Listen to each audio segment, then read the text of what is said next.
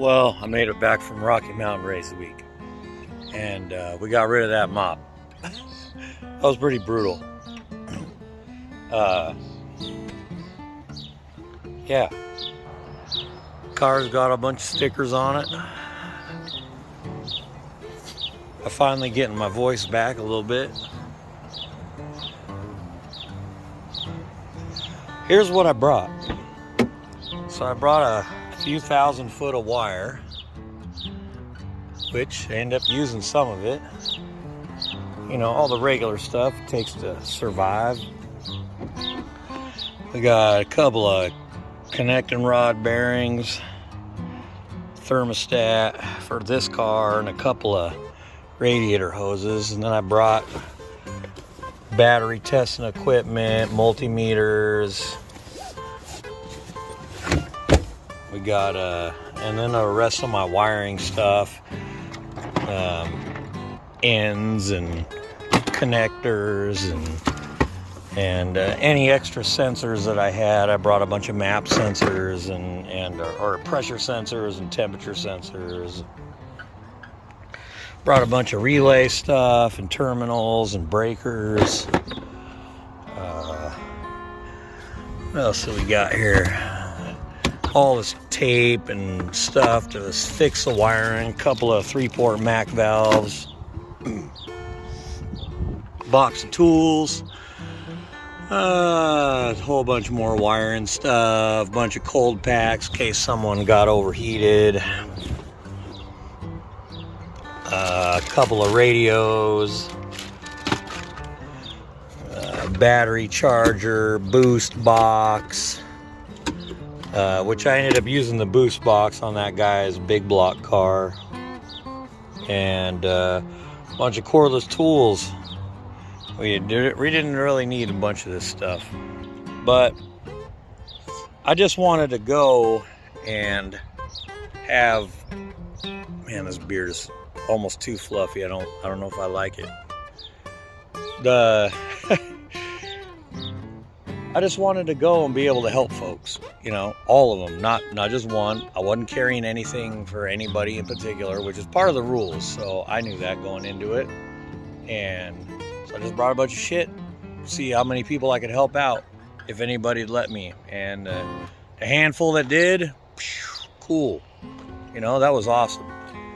And that's really why I brought all that shit. So I just thought that's a good way to meet people or whatever. You know, you got to bring a bunch of shit, and then maybe you could help some folks out and make some friends that way. And I don't know. That's just what I thought would work out, and it worked for the most part. So that's pretty cool. I don't know how many miles it was, but I'm gonna go over that in my next part here and try to do less shaky videos. The videos didn't come out how I thought they would.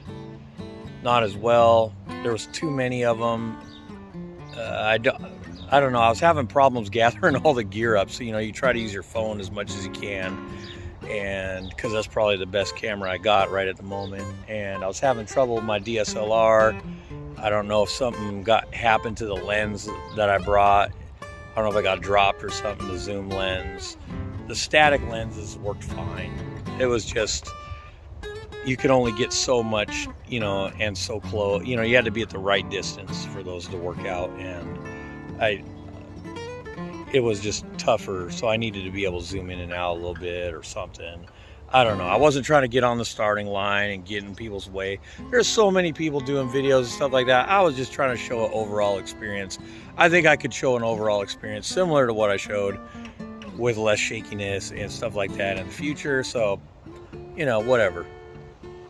That was my first one. And with that much stuff and that much video, the first day I recorded way too much. And picking and choosing and figuring out where to be is actually part of it, you know, and watching like the 1320 guys, I mean, or the Roadrunner Media guys. Those guys are out there hustling. They're doing their job, and they do a great job at it too. There was no reason. Like if I had a car, I definitely wouldn't try to do that. I might try to capture a couple moments, but like try to pick that much out of the whole crew, you know. But I just tried to do it my perspective, I wasn't hanging out with nobody in particular, really. I was just trying to talk to as many folks as I could, and I wish my voice was better. I had a lot of stuff I wanted to ask folks, and I only really had a maybe part of a voice the last day, and whatever. Well, actually, there was a couple other things I brought too. So I also brought, I brought my soldering station. I didn't really hear of anybody need a soldering station. The only person I was trying to figure out who it was whoever needed the LS3 pigtail, but I couldn't really figure it out. And they said, just message somebody on Facebook, but I don't know the names of the guys, and even when I tried to figure it out, I don't know, it didn't work out. So I also brought a laptop with HP tuners and the OBD2 plug, my full Mega Squirt suite, and the cable and all that, and Holly software. So I had Terminator X and Sniper, in case someone's laptop shit the bed or whatever. I don't know. I brought a bunch of stuff to try to help tuning wise also. I mean, the amount of people that are in between runs hitting up laptops, it's great. I didn't really hear anybody had an issue there, but I brought it all. I brought it all for anybody to use, anybody that needed help, not just one particular person or group or etc. etc. So I brought all that. I think next, I want to show some pictures from Pinky's rod shop too that we were at, and I asked the guys in the shop if I could lay under the cars and take pictures, and there was some really cool suspension. And if people didn't know what they were looking at, we have a little chassis shop here. It's mostly my dad and myself that helps with other stuff. I help with electrical and basic tuning, getting I make the hot rod run and go around the track. So as far as, getting it going and that kind of thing, I'm getting into chassis deeper now. But I wanted to show some pictures of under the car.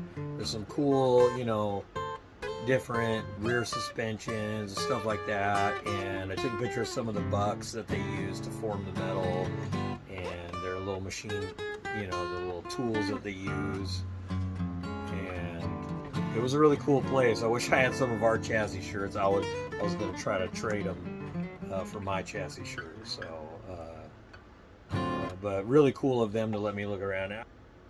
That was really cool to be able to walk their shop and lay down on their floor. I don't know. I just did, if my dad was there or other chassis people I know, it's like, yeah, you can look at the outside of the car. That's fine. I want to see what makes it go down the street, because there was some trick shit. And Pinky's Rod Shop was right next to a brewery called Mash Lab, and I actually brought some of this home. There's a really killer lager right here, this Japanese rice lager, and I'm a beer snob. I've brewed beer. I brew good beer, not that bullshit that most home brewers brew. Good beer, I'm telling you. Once I get set up again, I'm gonna be straight. Like I'm ready. I'm getting real close to brewing up again. I brewed hundreds and hundreds of gallons. Maybe that's not even that many, but well, I know it's not. I understand barrel systems. I studied brewing. I know what the yeast are supposed to do. I mean, as much as I'm into cars, I'm into brewing beer, and I love that stuff. And I always thought about that as doing that as a career. I mean, even with building automation now, I mean, like I could automate a brewery, no sweat, or troubleshoot or do whatever it takes, Anyway, I'm a geek into brewing as much as I'm into electronics or anything else, and I'm telling you, this is a good ass beer. And I just tried 2 or 3 of their beers, and it was pretty cool. I stopped in Montana too. Montana had a lot of good breweries. Colorado, I know, is known for brewing and brew pubs and stuff like that. That's what I was trying to explain to some of my my mates when we got into Colorado, it's like, you know, gastropubs. I feel like I saw a lot of gastropubs in Colorado. That's all I got to say about that. So anyway, this Japanese rice lager is one of my favorites already. Mash Lab right next to Pinky's. If you in Colorado, get over there, get you a 4-pack of these or drink it on site, whatever. Good stuff. Their sandwiches were really good too. I appreciate the fact that we didn't just go somewhere that was attached to this hot rod shop. It was actually really good. So they have some really cool hot rods, and there's some really good beer and food next door. Very cool. Very cool. I appreciate it. Anybody had patience to listen to me. Even the waitress at Mash Lab, I was trying to write on a piece of paper. She kept trying to talk to me, and I'm like, paper, please. I couldn't talk, you know. So mostly just sat on the curb waiting for my crew to come in, because I took the straight route from Kearney to that stop, and it's just I wasn't feeling up for the long drive. Okay, so then the next thing is surviving the Rocky Mountain Race Week. Surviving.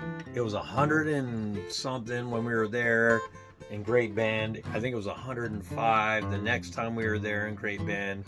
Kearney was in the middle of a cornfield.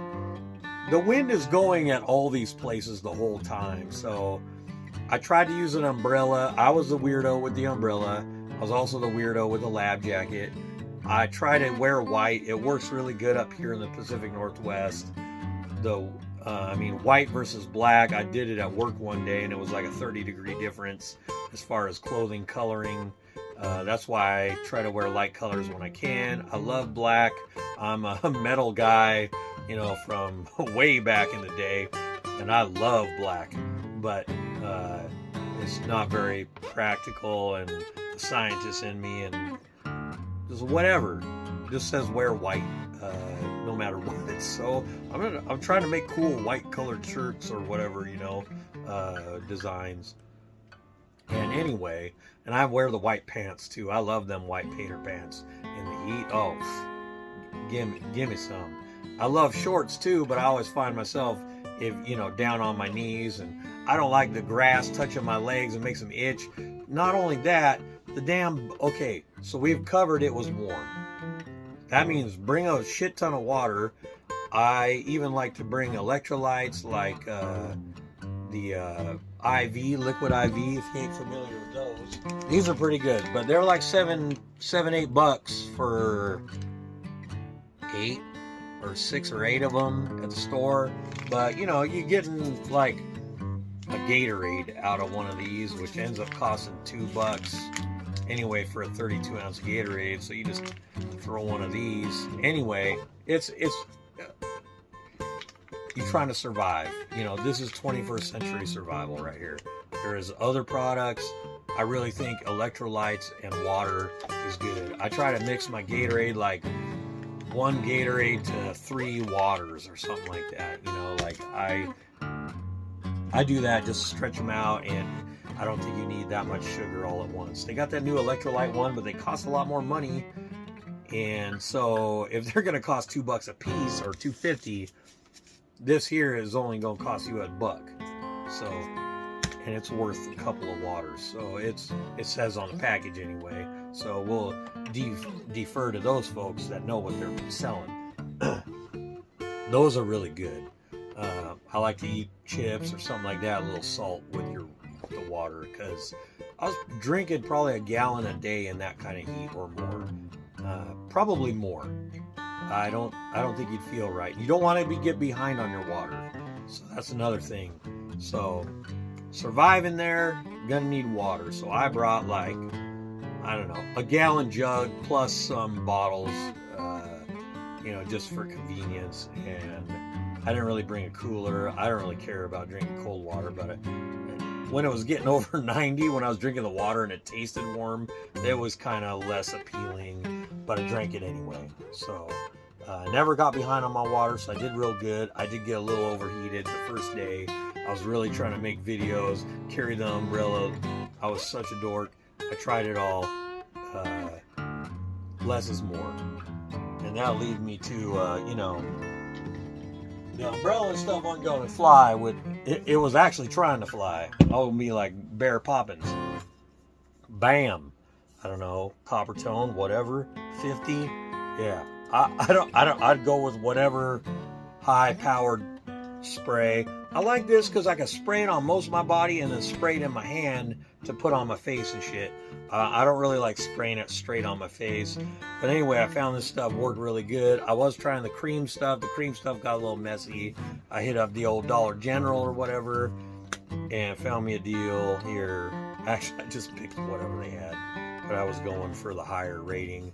I don't know at what point they don't work and do work, but I know this kept me from burning. I ain't burnt, and I was in the sun all week long from Washington State. So, and that was a shock to the system that first day, and I started still a little shocked at Kearney, but whatever.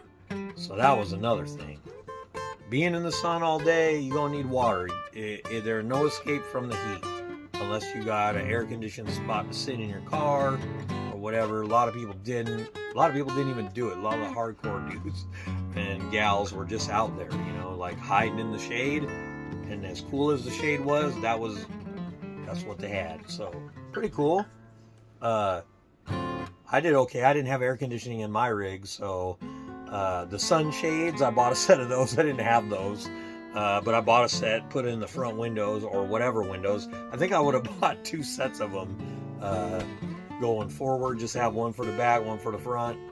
Because I always tried to park. You could get like 2 sides of your car shaded, and then that wind would be constantly blowing, and that was really nice. So, and the wind, my lips got a little chapped by day 3 or 4. I mean, my lips had like a scab over the whole thing. I was like, damn. So I think we were at I don't know where. I think I was just at a convenience store or whatever. So shout out to the Carmex with the SPF 15 on it, because you end up using it a couple times a day by all the water passing by your lips and the wind. Yeah, brutal. Hotels, that's an interesting one right there. The hotel situation, I tried to get, well, I was planning to camp more, but since I was so under the weather, I needed to stay I tried to sleep. Half the time I didn't sleep for 5 hours in these hotels that I paid $150 a night for. So, planning your days is another part of this to avoid attrition. And like you get the hotel by the track probably the first night, maybe the night before, and you might want to stay the night of the race also, because if you're going to stay till 11, you probably want to sleep. On the first night, you know, after I had driven for 28 hours out there, I think is what my time was, staying at Great Bend Thursday night, and then Friday night, I think. Oh yeah, and then racing was Saturday, and then I wasn't sure what people were going to do, and I didn't really realize I'm just going to maybe have to go on my own cadence. And so I got a place in Kearney. I didn't really realize that driving the 3.5 hours to Kearney after hanging out in the sun all day was going to be pretty wild. You know, I was dodging skunks and stuff like that on the road. I hope to throw in a little bit of footage from that. I actually come across a cop that was pointed my way on my side of the road with his light on. I couldn't see shit. I thought there was a motorcycle coming down my lane. I was like, I kept trying to slow down and slow it. Pretty soon I'm going 25 towards a light, and if you can imagine, that spotlight just pointed down the road. I don't know how far away, how big it was. I'll show you it on the video, but it was it was pissing me off because I couldn't see. I understand the police needed the light, but man, it was just right down my lane, and it looked like a motorcycle was coming right for me as I approached it. But at first I was like slowing down hard, and then as I got closer I could finally see the lights when, I mean, it was in my face, you'll see. and then, you know, just the little animals on the road at night. And yeah, so that to Kearney, 3.5 hours in the middle of the night, and then waking up at, I don't know, I tried to sleep, but I was all excited. So people were showing up. I wanted to get up and go hang out and go have breakfast and do whatever. And I needed to do laundry that day, so I went to downtown Kearney, where the bricks are, sat down on the side of the road, started doing laundry, and it just happened to be where the route was. At that point, I didn't even know there was a route still. So by day 3, I knew there was a route. So we take that into consideration too. I'll show you a trick and tell you about a trick about routes. I figured out. I'm a quick learner, quick study, quick learner, whatever. So I was sitting down there. I got to watch all the cars go by, and I got to do laundry, which was great because, I mean, an hour and a half, and bam, I was refreshed. It was actually nice to have all the clothes clean again. By the end of the week, I probably need to stop again, but instead, on the way home, I just stopped at the old Walmart.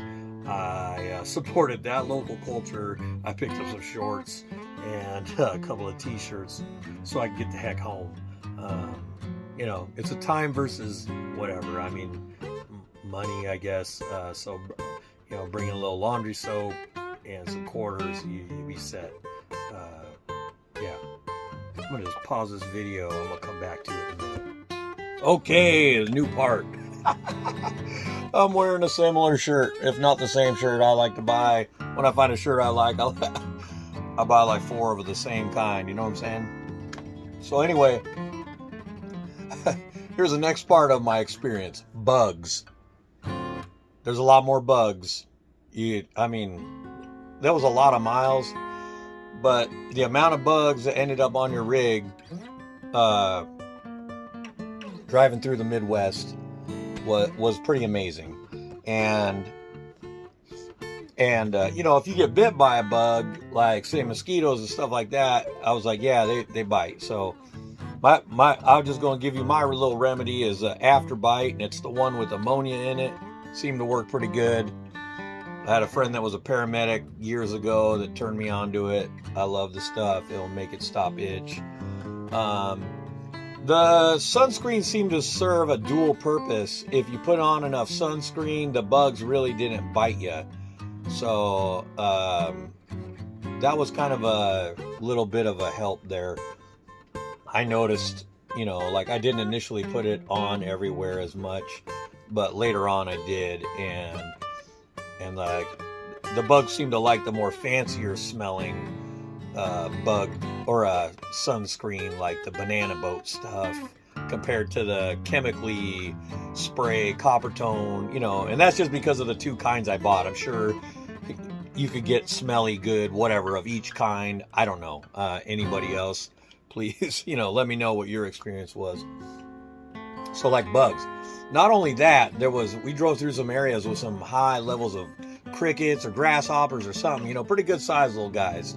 And literally my windows were down the whole way because I didn't have air conditioning and it was hot. So it was, you know, 55 windows down, whatever, 85 windows down, whatever the speed limit was. So, and there were so many of them, at some point they would hit my B-pillar and splat, and I'd feel the juice, and pretty wicked gross. But I rolled them up for a second, but it get warm quick. So, you know, every once in a while you fly through a patch of them or something. Maybe they breed out in the moist lands or whatever. So there was that, you know, and so that was the bugs, you know, and you know, if you get a little hot, try to avoid getting sunburned, of course, because like for me, I feel hot after I've been sunburned, like your skin feels cooked, you know. This stuff can be helpful. Aloe, you know, and this particular one has lidocaine in it, which is a topical, what do you call that? Analgesic. Yeah, you know, numbing. So it kind of helps it, you know, be more tolerable, get you to sleep or whatever. The bugs were out there, and there was fireflies. I didn't really see many. I didn't look too hard for them. I didn't really realize it until about 2 days in, when we were all the way in Colorado, and I didn't notice them as much.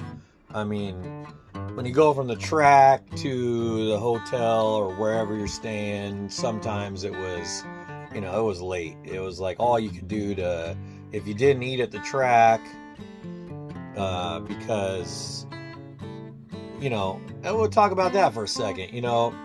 The accommodations at the tracks, I'm sure might have been big enough for normal events that happen there. But it seemed like when we were there, it was a little overwhelming, and like the lines were long. Basically they had one window almost at the first couple. They had one little snack shack at the first couple places. Thank goodness for the other people that brought waters. I really appreciated that, where you could go up, get a water kind of quicker. Solid on that, and they didn't Live Nation your wallet to death. It was like $2 for a water, which is better than whatever, whatever you do when you go to one of those events. I'm thinking it's $3 to $5 if you go to a concert, for God's sakes. And so that's one way I thought it was better. I was trying to think of more positive stuff too. I wish it was just a shorter line to get something to eat or something, because man, by the time you realize you're hungry, it's time to wait. But it was a good enough flow through the day. If you wanted to run to town, no big deal. So you didn't really miss too much. There was plenty of time to do that. So not bad for that. I tried to support each track a little bit, and try their stuff, and yeah, no shade to sit in really up in the stands. I'm never sure why tracks always have stands that face the sun. I will never understand that. I feel like, in my experience of like learning to like work with the environment, I feel like stuff should have been on the other side. But it was really cool that, like, in some of the tracks, they let people park all the way down the side of the track in their rigs. So they'd be up in their pickup truck, up on the berm on the other side, parked along. It was definitely a little more hometown or whatever, small town feeling track stuff. Plenty of room to sit and chill, and everybody was real cool as far as people I ran into or whatever. So I don't know. It was an experience. I just always wonder why they put them on that side to initially. So like in the evening, you're just staring at the sun.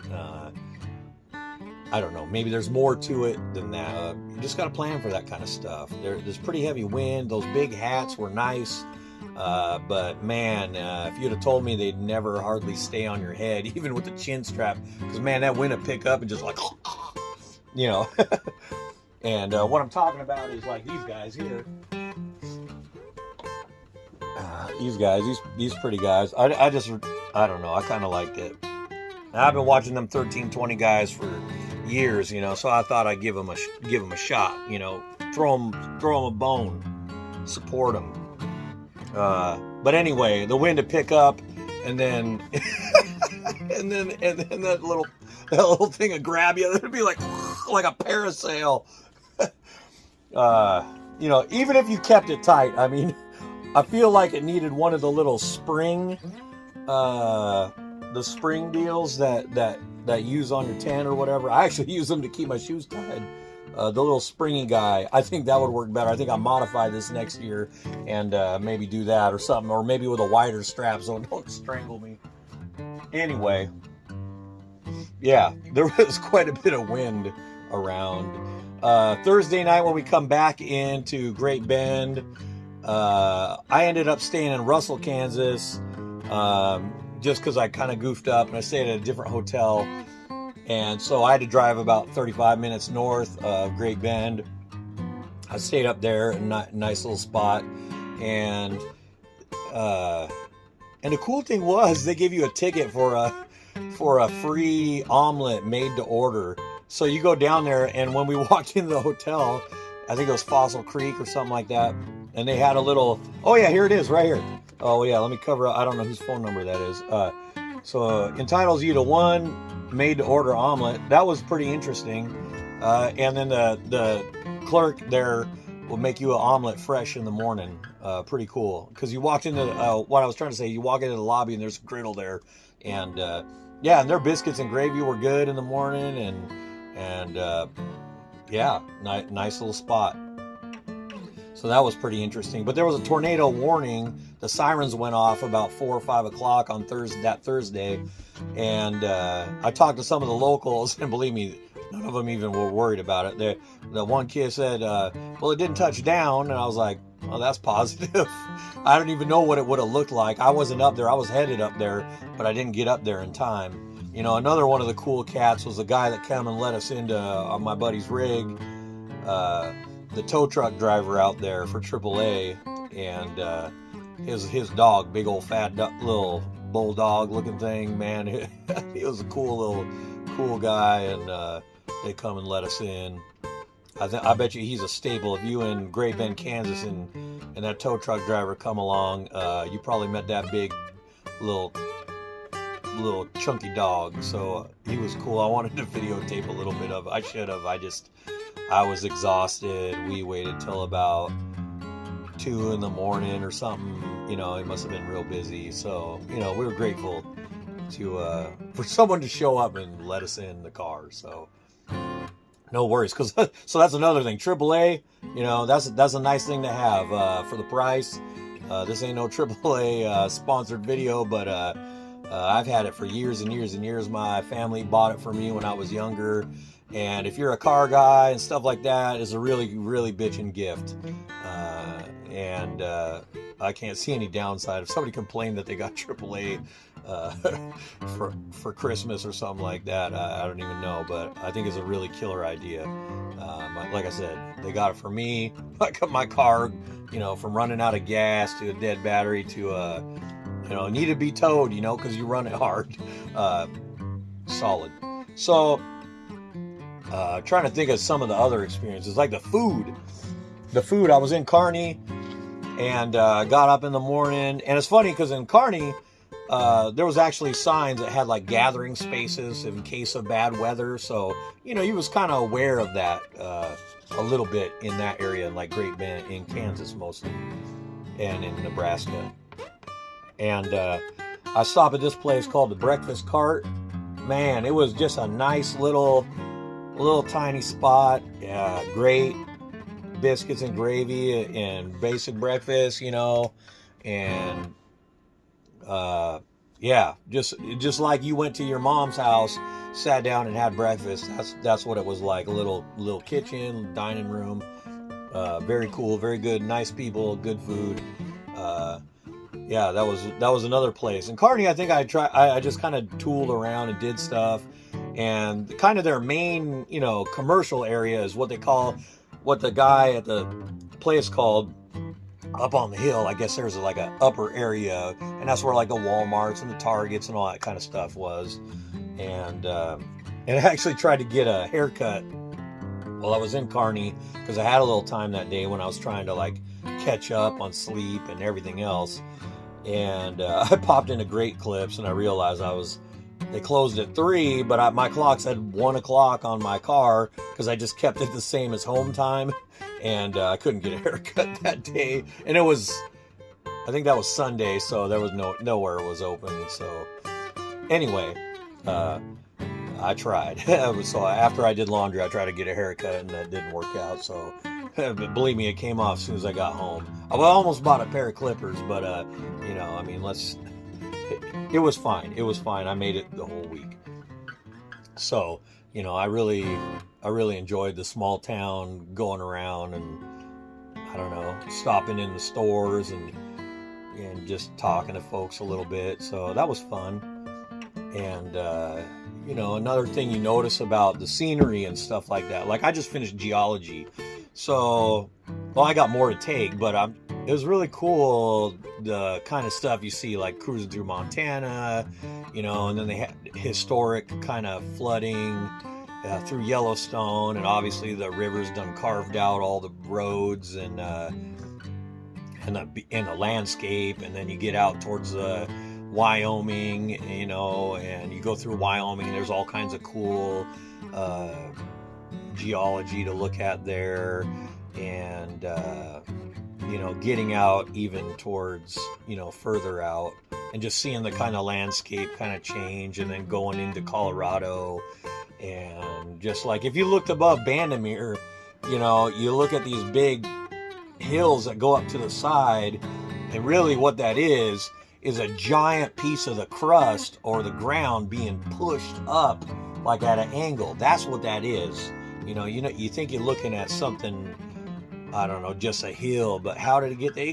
It got shoved up by like stuff pushing it up at an angle, and then you could see the layers, like, you know, you could see that that's how that was constructed, you know, and you could just see those plates poking out, you know, and then you had, like, I think red rock or whatever it was down there in between where there was a split and stuff, and then even just cruising up through those mountains up to about almost 10,000 feet. It was very cool. I really enjoyed that. I didn't spend enough time doing it, you know, stopping and looking. It was kind of just running through the route that they gave you, you know, almost as quick as you could, without stopping, which is sad in one way, but I get it, you know. You know, I wasn't in a race car, but I was not super comfortable all the way either. So, you know, it would have been nice, I think, to pause a little bit more. I think next time, if I did it again, I'd definitely stop at a couple spots, because there was some really cool places, I think, that warranted one of those stops. And then I wrote down a handful of the folks that I got to talk to. This is another part of this. So I actually ran into, so I saw this rig with a Circle D trailer on it, and I asked the guy, I was like, hey, are you from Circle D, or you just, you know, run their stuff and whatever not? And I ended up talking to the guy. It was actually the guy that sold me my torque converter for my wagon. And we're talking just a couple months ago. I ordered it custom from him, Dan. And, yeah. And I got to talk to a little bit. I got to bug Travis and Amanda with their 2001 Camaro. There were some folks from Indiana. We had Corey, the Purple Chevelle from Oregon. Yeah. Oh, Dan from Circle D had a 6-speed GTO with a 6-liter in it. And I talked to another guy. I thought his name was Dan also, and he was having O2 sensor problems in his wagon, but he got it sorted out. You know, if you have an O2 feedback problems and your car has been tuned fairly well, you could probably just run it open loop until you get your sensor. You know, that's up to you. Tim and Nick, well, they had a Camaro there. Yeah. And 6.0, and I talked to some other folks that I got to help out, Rick and Carl. They had a Ford big block with a Pro Charger, and they was from Newport, California.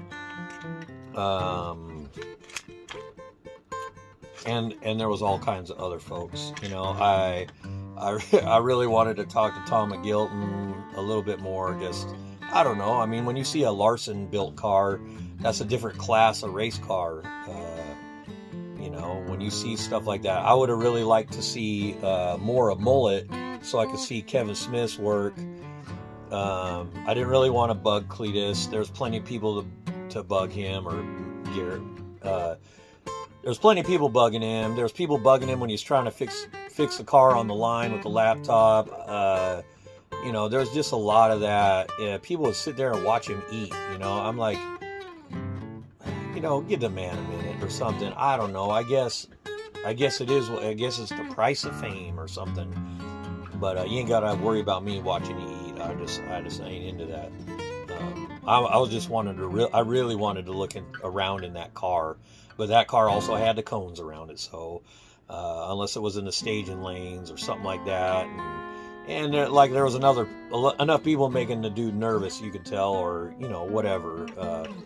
I just wanted to step back, but I really wanted to look at KSR's work.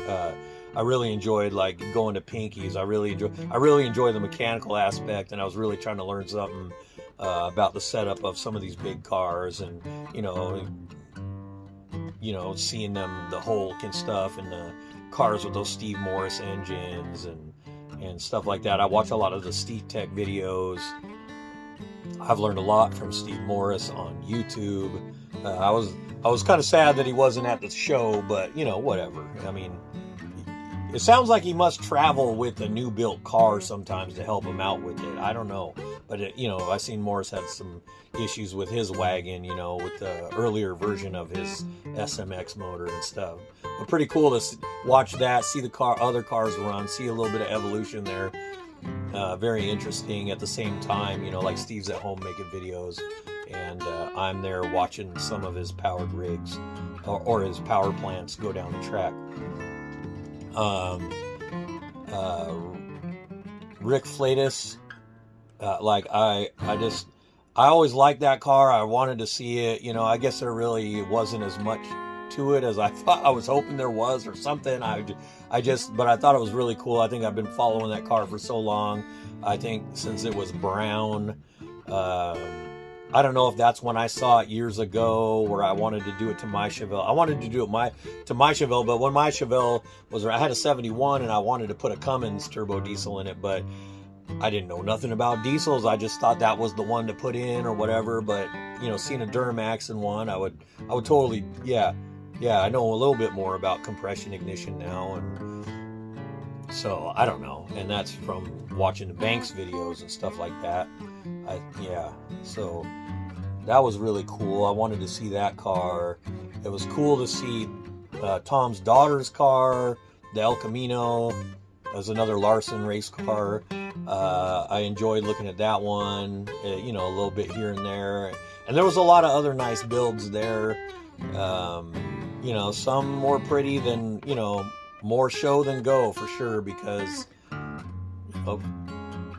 guess that's racing. You could plan, and then put it on the track, and then shit the bed. So, they may have done better than that. So, I don't know. I just, some of the big cars, I was like, I really want to see more showing out from Alex Taylor, 55. But her and her dad was having some issues with that. And I'll tell you what, that dude those folks were working on that car every single day. So it's not like they didn't take that transmission out and tear it down. And I think she broke an axle maybe the first day or something like that. I don't know. I mean, that thing was putting down. I would have liked to see it. I don't know what makes a car live more, but on another trip, I guess, you got the option of taking power out or building a tougher hot rod or something. So, I don't know. I think that car would still be super bitchin' if you took out 1,000 horsepower. I mean, I don't know how much it ran. It had a giant motor with twins on it. Maybe it was 3,000 horsepower, Run it at 2, run it at 2,500, whatever. That'd have been way cooler to see. But props on them for trying to just swing for the fences, Somebody's got to do it. And they were really cool too. I didn't really talk to her. I mean, I would like to say hi or whatever, but I was really just really into the chassis and stuff, and I really wanted to maybe ask her dad some more stuff about the car.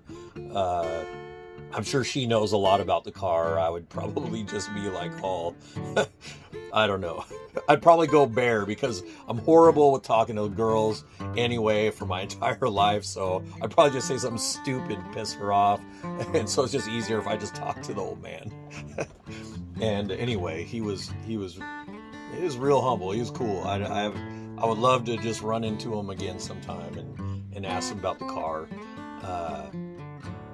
I don't know where they're from. I think I wanted to say California because I thought I saw SoCal Speed Shop stickers on, you know, and I'm pretty familiar with some hot rod shops in California, so I don't know.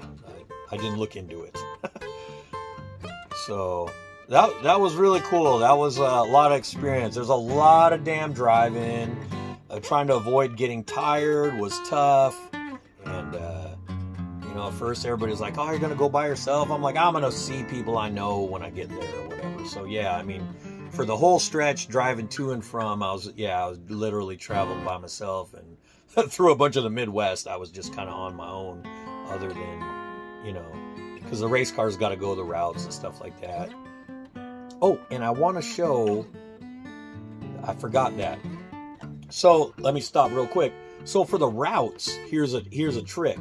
So for the routes, you can't program them into your phone, but you could take a laptop or a desktop, and you can program the route, and you know, draw it however you want it on there, and then send directions to your phone, like in a text message, and then bam, you got that little link you can click on, and that'll be your route.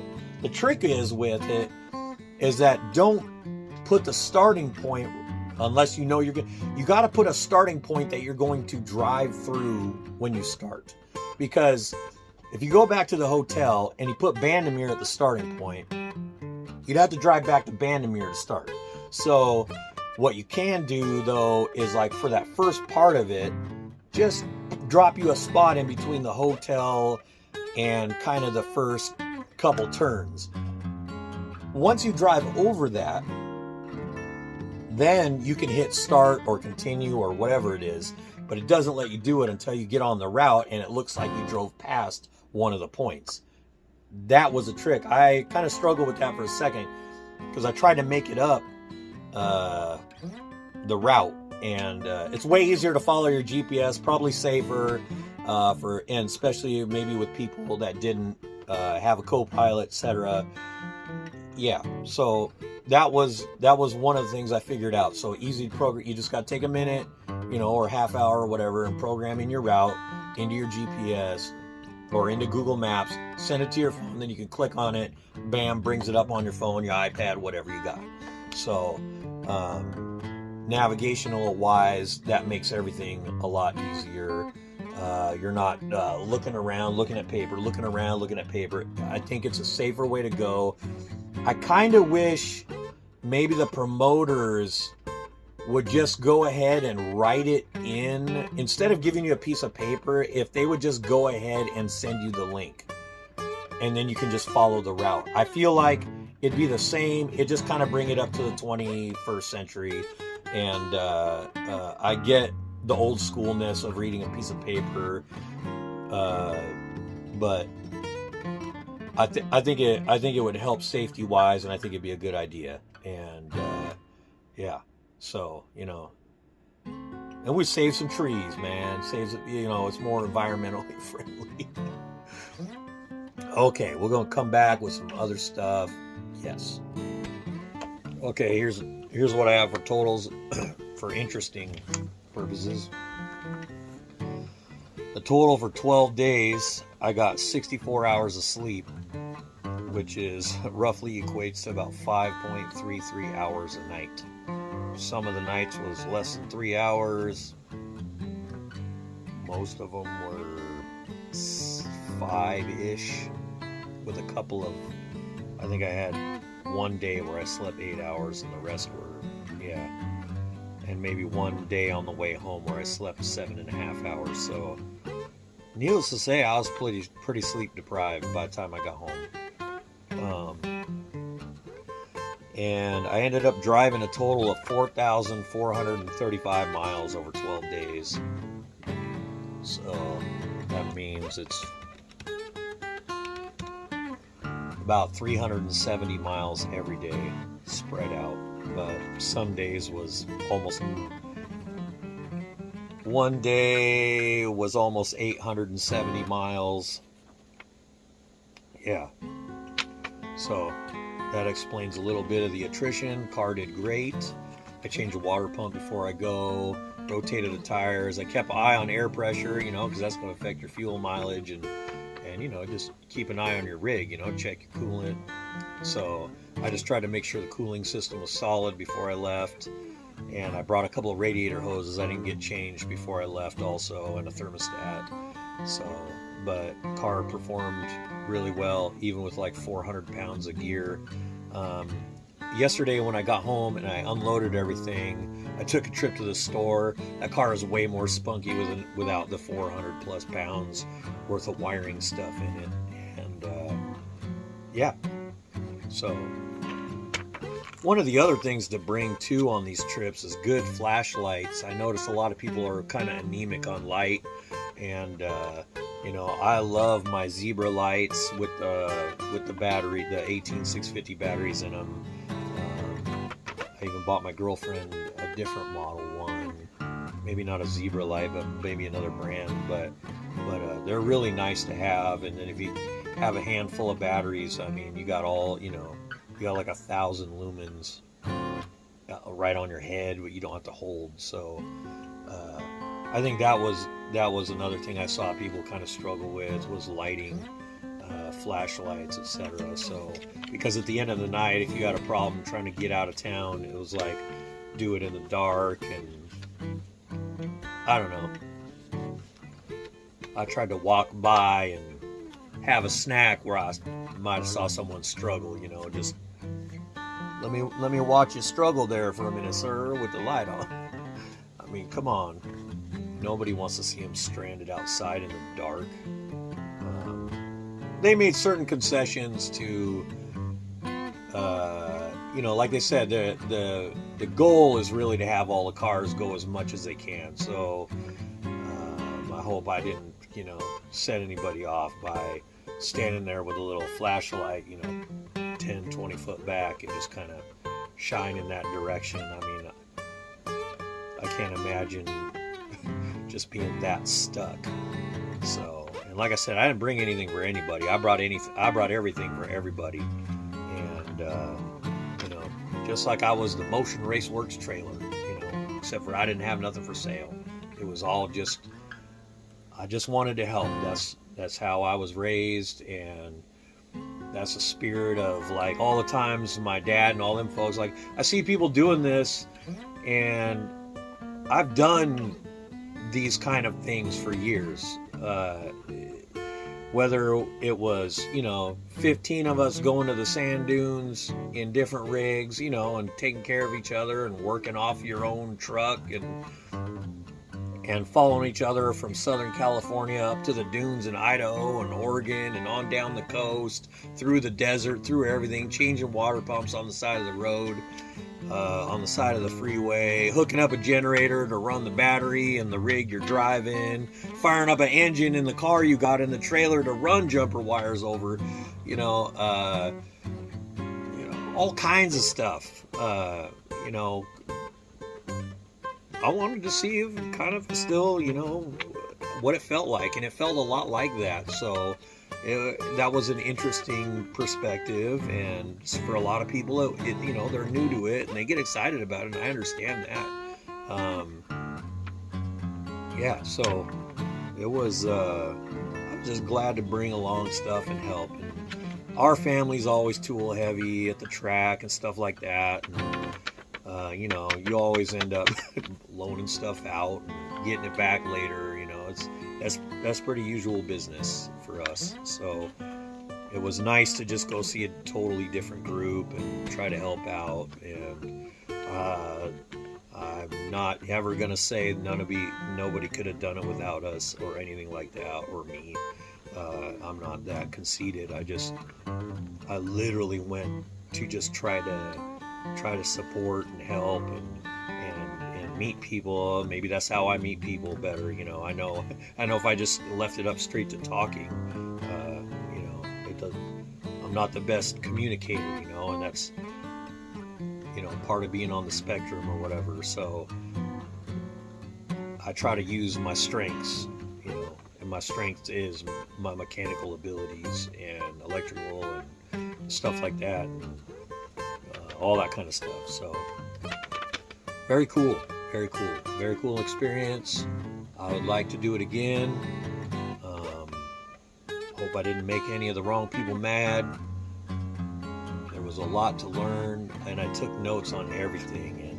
And I mean, I was looking at trailers. I'll throw a couple of pictures of trailers up, because if you look at like Alex Taylor's trailer, where they had side popped open and all the tools was all nice inside, or Tom McGilton's trailer and other people's trailers that were like this, I try to, and in some of the more veteran trailers, you kind of get a feel for how you would organize and what you'd prepare for.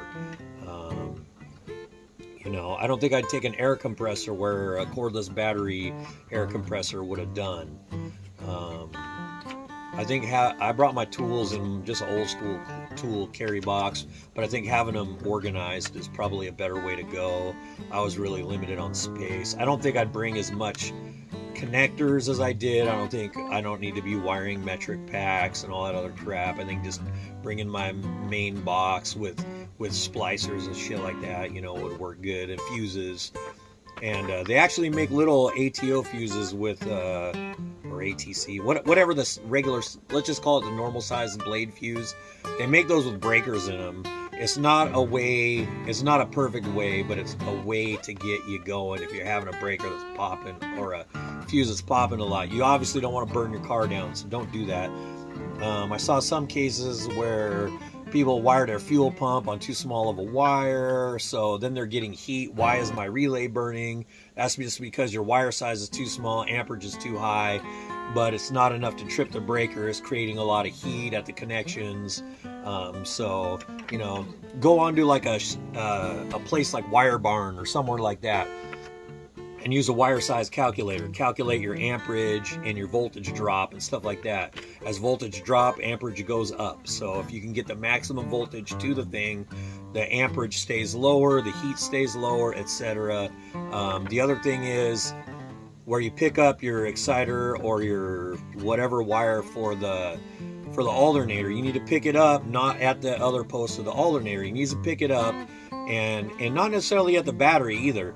It needs to be like in a stock car. They always put it usually where the fuse box is, because that's where you want all that power, because that's what's draining all the power usually, and the battery can handle the rest of the regular stuff. So having your maximum voltage right at your fuse box will bring all the amperages, and make them better, and it'll be less harder on all your wiring and stuff like that. And like another instance was having your fans come on just while the car's not running. I understand like a run after you shut the car off, maybe for 3 whatever seconds, time delay or something like that was good. And I understand people, just have them click on with the key on. But like, was you're trying to start a car and you got two 30 amp fans running, you draw on 60 amps and we're trying to start the car at the same time. You don't need that. So you need a way. But thank goodness there were plugs on those fans. So if you don't have nothing else, have a couple of plugs you can pull off the fans or something, a way to shut them down so that you can get your rig fired in case you're having an alternator issue, and then get it running and get it charging again. Plug your things back in, keeping an eye on your temperature. Don't let it get hot, but you gotta have some little stuff there to work with. So make it easy to survive, and hopefully if you're moving down the road, you don't even need the fan running. If you need your fan running while you're running down the road, you got an airflow problem. I feel like, there's some easily could be ducted and made work. So I don't know if you're running without a thermostat and you're having to run your fan all the time. I don't really believe in not running a thermostat. When they work just fine. They actually make better thermostats that you can order that fail open, so you can have that option. So just look into it. You can get those on Rock Auto, I think, for most cars. So having a fail open stat is actually a nice deal. So you're not just losing the ability to cool a car if the thermostat fails. So anything else, clothing, thoughts, it's wild coming home and you get to see the animals. I was happy to see my 4 chickens out there, and they were happy to see me. It's funny, they wouldn't even go in the coop at night after I got home. They were going in every night. My folks were checking on them, and they actually stayed out the night I came home. My one chicken I named Otto because I thought he was autistic or whatever. But he actually is the smartest chicken, so And I guess if that's a thing. And then got on the lawnmower and mowed the lawn when I got home, and trying to still heal up and feel better and sort through all this stuff I come home with, and the extra laundry that you bought on the way, and catching up on all that stuff and cooling down. And yeah, what a ride. Rocky Mountain Race Week. Maybe something in here will help folks. Maybe they just want to hear about the experience. Like I said, I'm neurodiverse, so my experience is a little bit different than other folks. I mean, I don't know. I see stuff a little bit different. So if you're like, why would you pick on that? I don't know, man. Just take it with a grain of salt or whatever, or don't take it at all. I don't even care. I just wanted to share it, and I wanted to talk to people. I wanted to say thank you to all those great folks that I met there. I like to say thanks to Clint and Wyatt, and they let me hang out with them and put me up a couple nights, and I try to return the favor and say thanks to Nolan and all the cool people I met, Joel and Donovan, and man, there was a lot of people. I'm horrible with names, good with mechanical stuff. And yeah, everybody was very approachable. It was my first time though, so I think I did okay. And I like to do it again, and it was pretty cool. I can't really feel like another way I would like to have spent that 10 days or 12 days. So, and I'm sure most folks had it was more than the amount of days, because it was 12 solid days of driving and moving around and doing stuff, and days of preparation before and days of cleaning up afterwards. So I hope I get all better before I have to go to work. Would be nice. Yeah, I mean, tried as much good food as I could out there. Yeah, it was a wild ride, and yeah, next year we bring the thunder.